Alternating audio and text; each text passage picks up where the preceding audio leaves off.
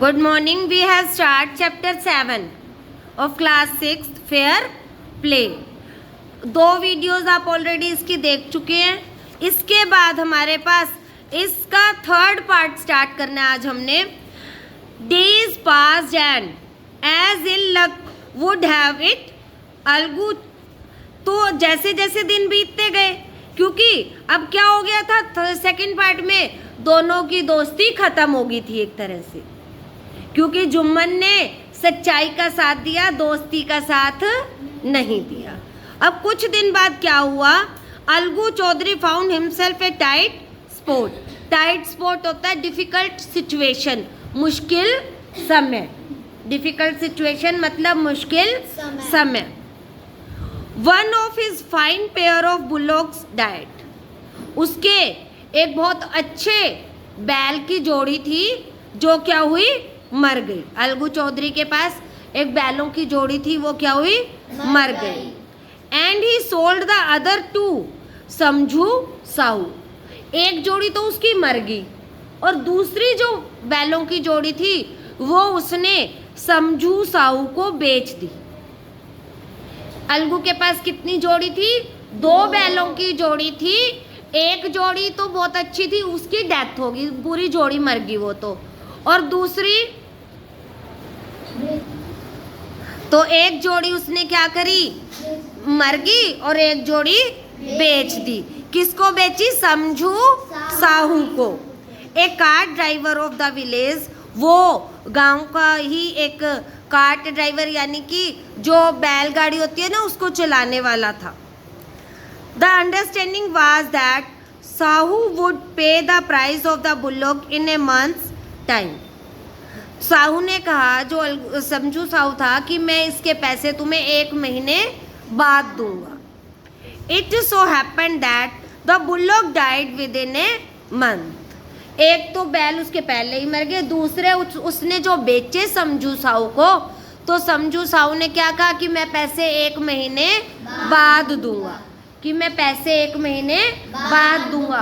और बुरा ये हुआ कि एक महीने के अंदर जो उसने बैलों की जोड़ी बेची थी समझू साहू को, वो भी मर गई. ठीक है. Several month after the bullocks death, तो उन बुलॉक्स की भी डेथ हो गई. Algu reminded Sahu of the money he hadn't yet paid. Algu ने उस समझू साहू को कहा कि भैया तुमने मेरे बैलों के अभी तक पैसे नहीं दिए हैं. Sahu got very annoyed. Annoyed यानी कि गुस्सा आना. साहू को बहुत ज़्यादा गुस्सा आया. I can't pay you a penny for the rich beast you sold me. ऐसे पशु के लिए जो मरने वाले थे, बिल्कुल बीमार थे, तुमने ऐसे बैल मुझे दे दिए, मैं उनका तुम्हें एक फूटी कौड़ी भी नहीं दूंगा. सिंगल पेनी यानी कि एक पैसा भी नहीं दूंगा. He brought us nothing but ruin. मतलब कि उससे हमें फ़ायदा तो कुछ नहीं हुआ. जो समझू साहू था उसने कहा कि उन बैलों से मुझे कोई फ़ायदा नहीं हुआ, बल्कि ruin मतलब नुकसान होना, बल्कि इसकी वजह से मुझे बहुत ज़्यादा नुकसान हो गया. I have a bullock, use it for a month and then return it to me. कि मेरे पास एक बैल है, तुम वो ले जाओ और एक महीना रख लो और फिर मुझे वापस दे देना, मैं इसके अलावा तुम्हें कुछ भी नहीं दूंगा. उसने बहुत ही गुस्से में कहा. उसने ये बात बहुत ही गुस्से में कही. फिर अलगू ने डिसाइड किया to refer the case to the panchayat. उसने सोचा अब मैं क्या करूं, तो वो इस केस को कहाँ ले गया, पंचायत में ले गया. For a second time in a few months, कुछ ही महीनों बाद, preparations of holding the panchayat were made. तैयारी हुई पंचायत की कि पंचायत बैठेगी. अब किस किस का केस था, अलगू और समझू साहू का. And both the party started meeting, people seeking their support. तो जब पंचायत होने वाली है ना, तो समझू साहू अपनी सपोर्ट में व्यक्तियों को ढूंढ रहा है और अलगू अपनी सपोर्ट में. कोई उनका साथ देगा तभी तो वो जीतेंगे. Then panchayat was held under the old banyan tree. अब दोबारा पुराने बड़ के पेड़ के नीचे पंचायत शुरू हुई। Algu stood up and said, "The voice of Punch is voice of God. Let Sahu nominate the head punch. I will abide by his decision." अब सबसे पहले पंचायत में अलगू खड़ा हुआ, उसने क्या कहा कि पंच की आवाज़ में भगवान की आवाज़ होती है और मैं किसको समझू साहू को छूट देता हूँ कि वो जिसे चाहे पंच बना दे और जो भी फैसला होगा मैं उसे स्वीकार कर लूँगा। Then Sahu saw his chance and proposed the name of Jumman. अब साहू को तो मौका मिल गया।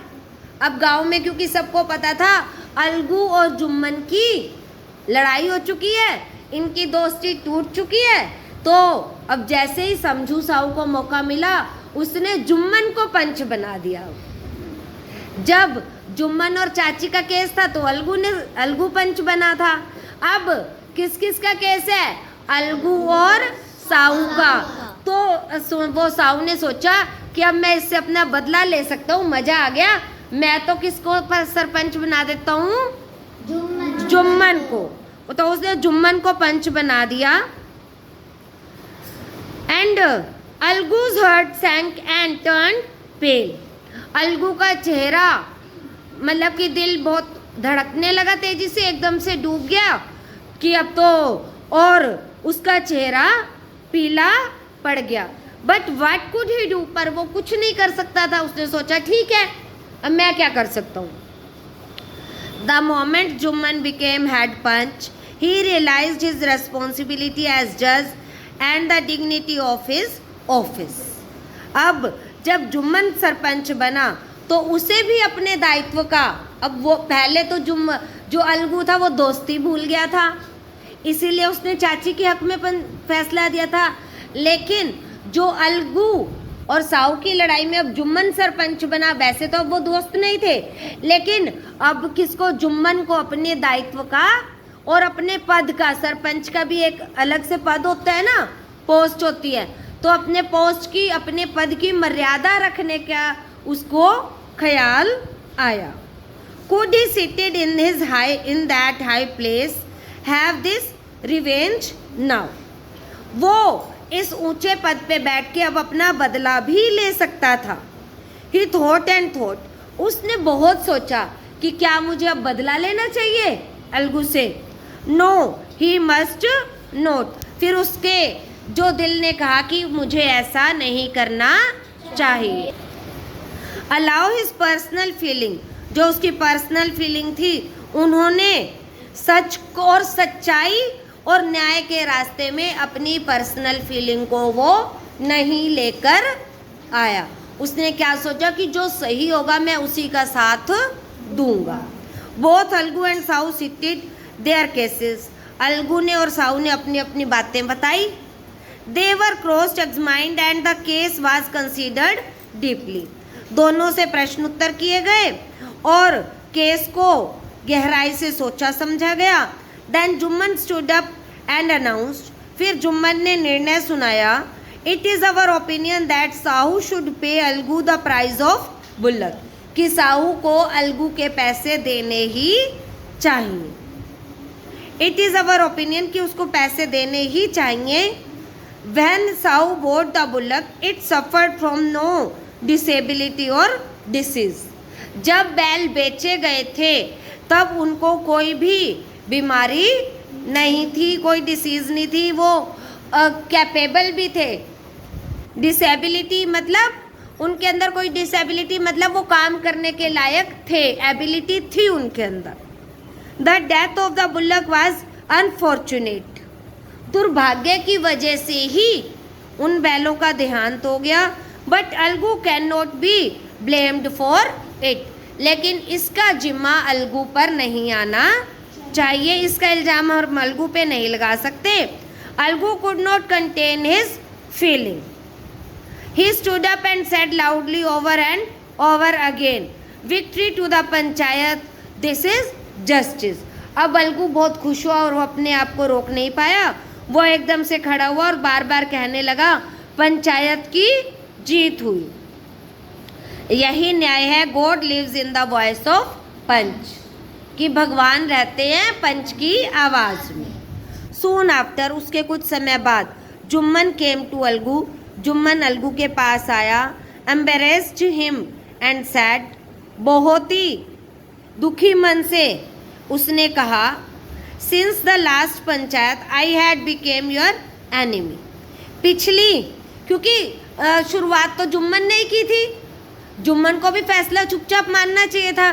तो अब जुम्मन ने कहा कि पिछली पंचायत के बाद मैं तुम्हारा दुश्मन बन गया था। Today I realised what is meant to be a panch, आज मुझे इस बात का एहसास हुआ है कि पंच बनने का क्या मतलब होता है। A panch has no friend nor enemy, एक पंच का कोई दोस्त नहीं होता और कोई भी दुश्मन नहीं होता। ही नोज ओनली जस्टिस, वह सिर्फ न्याय को ही जानता है। Let no one deviate from the path of justice and truth of friendship or enmity. मतलब जब वो डेविएट मतलब छोड़ देना, more way from, move way from, leave, मतलब जब एक व्यक्ति पंच बन जाता है तो उसे डिवेट कर देना चाहिए दोस्ती और दुश्मनी को। ना ही उसे दोस्ती को ध्यान में रखना चाहिए, ना ही दुश्मनी को, दोस्ती और दुश्मनी को छोड़ देना चाहिए। Algu embraced his friend and wept, Algu भी बहुत दुखी हुआ और अपने दोस्त के गले लगकर रोने लगा। And his tears washed away her all the dirt of misunderstanding between them, और उसके आंसुओं ने जितनी भी उन दोनों के बीच में मिसअंडरस्टैंडिंग थी, मतलब गलत उनके अंदर जो भावनाएं थी, उसने गलत विचार जो अपना लिए थे, वो सब क्या हो गए, ख़त्म हो गए और दोनों दोबारा से अच्छे दोस्त बन गए। तो यहाँ पे हमारे चैप्टर ख़त्म होता है। यहाँ पे आपको एक और चीज़ याद रखनी है कि ये स्टोरी किसने लिखी है, प्रेमचंद जी ने। किसने लिखी है, प्रेमचंद।